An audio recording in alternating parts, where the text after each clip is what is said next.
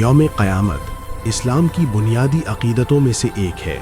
کیا آپ نے کبھی سوچا ہے وہ دن کیسا ہوگا جب وقت خود رک جائے گا، جب پہاڑ روئی کی طرح اڑ جائیں گے، جب زمین اپنے راز اگل دے گی اور جب انسان اپنے سب سے بڑے سچ کے سامنے کھڑا ہوگا؟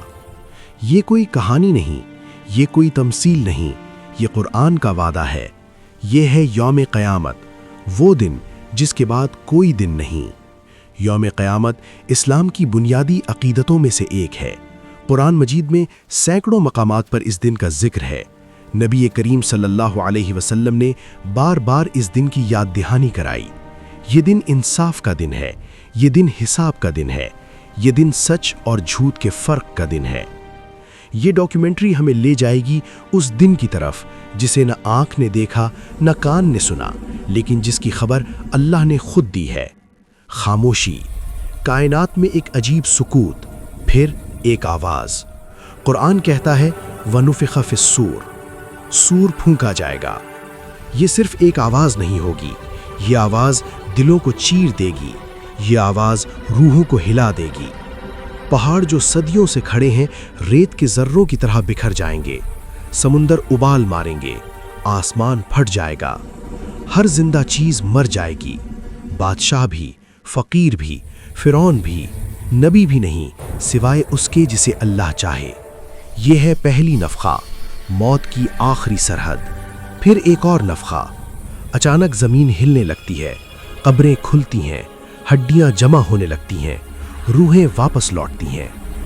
انسان حیران ہے، یہ کہاں آ گیا؟ یہ کیسا میدان ہے؟ یہ ہے میدان محشر، ایک وسیع بے کنار زمین، نہ سایہ نہ پناہ۔ سورج سروں کے قریب، پسینہ کسی کے ٹخنوں تک، کسی کے گھٹنوں تک اور کسی کے منہ تک۔ لیکن کچھ لوگ ہیں جو اللہ کے سائے میں ہوں گے۔ یہ وہ ہیں جن کا ذکر حدیث میں آیا ہے۔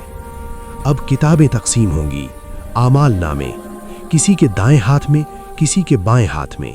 جس نے دائیں ہاتھ میں پایا وہ خوشی سے کہے گا لو میرا نامہ پڑھو، اور جس نے بائیں ہاتھ میں پایا وہ حسرت سے کہے گا کاش مجھے یہ دیا ہی نہ جاتا۔ ہر عمل محفوظ تھا، ہر لفظ لکھا گیا، ہر نیت تولی گئی۔ یہاں کوئی سفارش بغیر اجازت نہیں، یہاں کوئی ظلم نہیں، یہاں صرف انصاف ہے۔ اب ایک پل، بال سے باریک، تلوار سے تیز، یہ پل جہنم کے اوپر ہے۔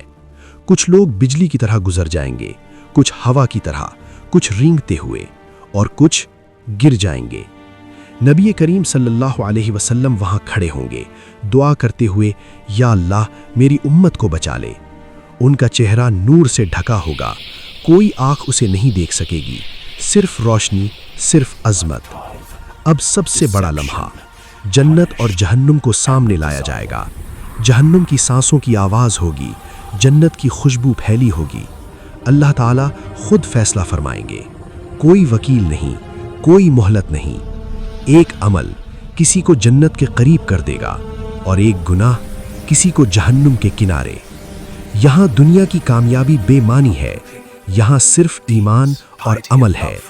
یوم قیامت کوئی خوفناک کہانی نہیں، یہ ایک یاد دہانی ہے۔ یہ ہمیں بتاتا ہے زندگی بے مقصد نہیں، ہر لمحہ قیمتی ہے۔ آج وقت ہے، کل نہیں۔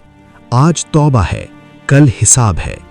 جو اس دن کو یاد رکھتا ہے وہ دنیا میں محتاط رہتا ہے۔